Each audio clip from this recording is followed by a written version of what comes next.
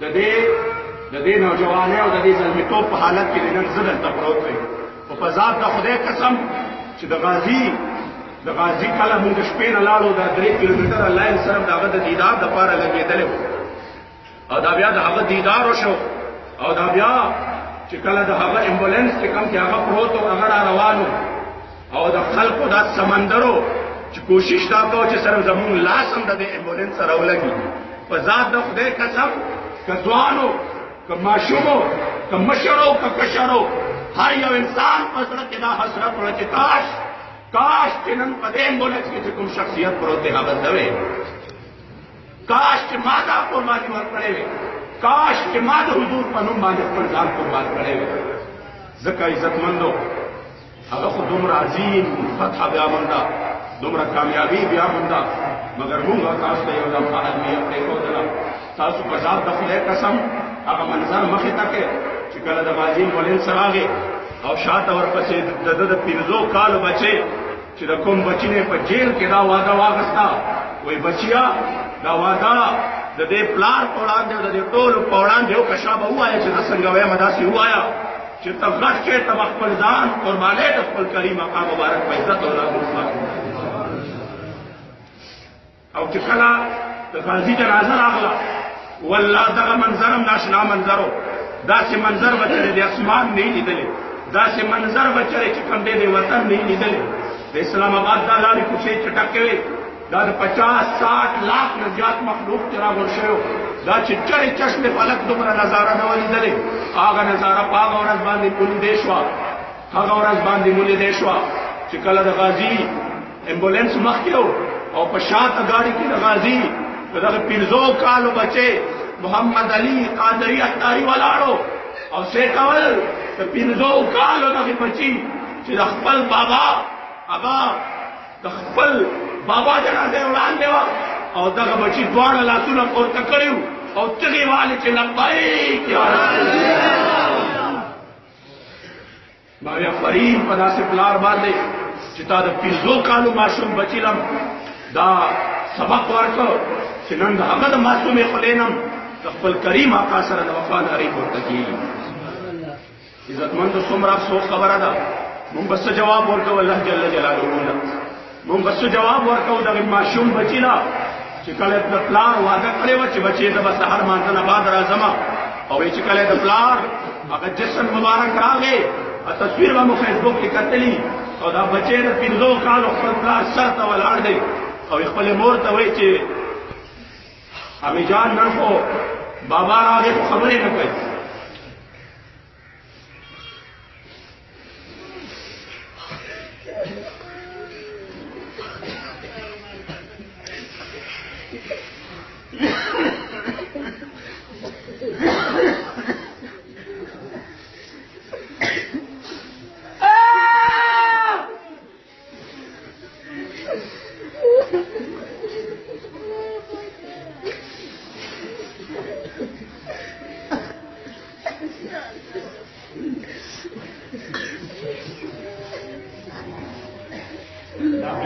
جواب سے ورکړي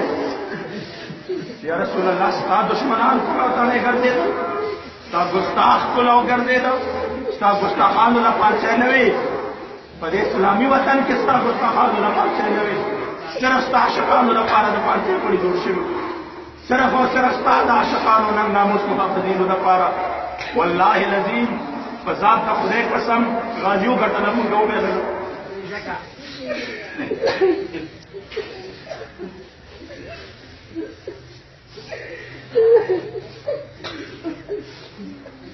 کم از کم چې پاکستان د دې ورځې نه مخکې خو تباه وي دا ورځ خو موږ نه وی لیدلې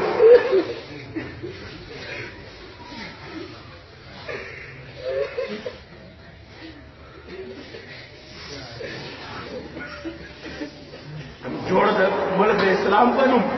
اخیستی شوی د اسلام په نوم او داسې د حضور عاشقانو دپاره په دې کې داسې قوانین دي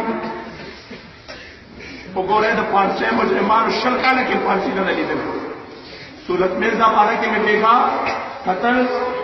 پانسۍ حکم چې پېښ شوی دی 19 کاله بعد ورله پانسي ورکړل شوې 19 کاله بعد 19 کاله دی د پانسه حکم کې شوی دی په جیل کې پروت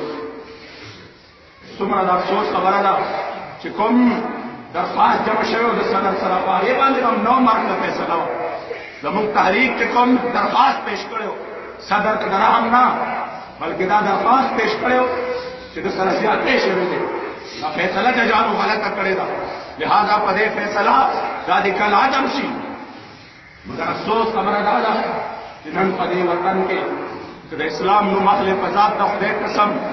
لیبرلیزم ته داسې د حالت روان دي د ښځو د حقوقو بل به تاسو کتلې چې پاس شو که ښځه دې د شپې په 11 بجې راغله دا تپوس دې ته وکړه چې ولې راغلې سبا به ډایرکټ په جیل کې پروت که د شپې 11 بجې راغله دا تپوس دې وکړه چې تا شپې پورې ته چېرته وې جیل کې به پروت یا به بل پاس شو همدارنګه عزتمندو د خپل کریم آقا سره وفا کوونکي چې کوم دی د شپې شپې چېرې تاریخ کې داسې پانسي نه ده ملو شوې چاته چې د هغې مخکې نه پته نه او دې ظالمانو دومره بربریت اوس چې کوم دی عزتمندو څه چې وشو هغه خو وشو پاکستان تاریخ کې خو دا بدتره ورځ مونږ ولیده دا دومره سخته تکلیف دی ورځ خو مونږ ولیده اوس عزتمندو آئنده د پاره آئنده لا عمل څه دی اوس هم که مونږ او تاسو د خپل نبي سره د وفا سبق له زړونو کې ځای ور نه کړو په ذات د خدای قسم یو کس د حضور عاشق په سبا نه په لارو کوڅو کې پاتې نه تو باواز نشي پورته کولی اوس هم وخت شته چې مونږ او تاسو غواړو چې غازي کومه قرباني وکړه